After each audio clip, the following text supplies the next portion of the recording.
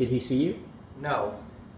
I regret what you overheard at the scene, but my vehemence was necessary. The seeds have been planted and the suspicion taken root. Dr. Watson is now convinced more than ever of my suicidal intent. Did you do as I instructed? I took every precaution. No one followed you? I am certain. Tell me, was the club as I did describe it to you?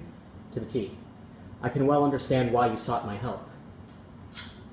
I did not want to. Then why did you? When you asked me to take your case, all I was told was that you'd gotten mixed up in something called the Suicide Club, and that I could gain admittance to this exclusive establishment by means of an accommodating gentleman known to frequent a certain oyster bar in Soho. Once that was accomplished, my questions would be answered. But all I know for certain is that your name is no more Mr. Charles than mine is Mr. Edwards. Perhaps we can begin with that. My name is Nikita Sherlock. I am Russian. I came to England 6 months ago to marry my fiancée, but before the date was set, she died. I was distraught. I was in despair. A friend of mine had told me that he would meet me at this certain oyster bar, but he did not appear. I was about to leave when into this place did come the gentleman of the cream tarts. He had confided in me his intention that he had... He confided his determination to end his life. Yes. So determined is he that he was not able to accomplish this task in almost a year. Mr. Williams is at the mercy of such an extraordinarily bad streak of luck that it confounds the law of averages. When was this encounter with Mr. Williams? About 3 months ago. And you have attended each meeting of the Suicide Club since and survived. You're almost as unlucky as our gentleman of the cream tarts.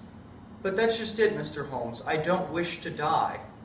I used to, but now every time I visit the club, I'm more and more glad it is not I who receives the black billiard. Yet you cannot resign yourself to your membership because in order to effect your oblivion, you joined a club, the resignation from which assures your demise. Rather a closed system. Why haven't you gone to the police? That is out of the question. Why? Is it because you have facilitated the demise of one or more of the club's members? No, I have never received the red billiard. Another rebuke to the law of averages? Mr. Holmes, if you are to continue your investigation, you must promise me you will not involve the police in this matter.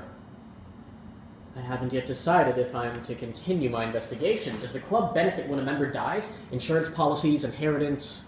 The most the club stands to gain is the £40 entrance fee. What about the men who have died since you joined? Do you recall any of their names? Mr. Smith, Mr. Oliver, Mr. Phillips, only the names they used at the club. I believe those are the names of your English monarchs? Yes, I caught on that, though you'd get an argument regarding King Oliver. Were there any personal details you gleaned from your conversation with them? We are instructed to not release any details that might reveal one's identity. As you did notice during your first meeting. Yes, but even so it was obvious Mr. George is a graduate of Heidelberg. Mr. Williams lost a father from whom he was estranged. Mr. Richards was until recently a naval officer. I could go on and on. Then there's you. And what do you know about me that I have not told you? The reason you no longer wish to die. A woman. How did you know? She's been waiting in a cab below for 15 minutes, and she's just now about to arrive on the landing. Ah.